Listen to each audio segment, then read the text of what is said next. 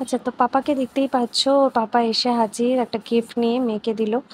আসলে ব্যাপারটা হয়েছে, ওর মেয়ে চেয়েছে পাপার কাছে একটা ফ্রুট কাটার। অবশ্য ওর বাড়িতে প্রচুর ফ্রুট কাটার আছে, তবু ওটা ওর দিয়ে ওর হবে না, ওর একটা নতুন চাই। তো মেয়ে বলল পাপাকে, আর পাপা এনে হাজির হলো। আসলে বাবা মেয়ের সম্পর্কটাই হয়তো এমন। মেয়ে কিছু বললে পাপা যে নাই করতে পারবে না, সাথে সাথে নিয়ে চলে আসবে। তো আমি এটা দেখেছি যে বাবা মেয়ের সম্পর্কটা একটু আলাদাই হয়। মেয়েরা যা বলে পাপারা তাই করে।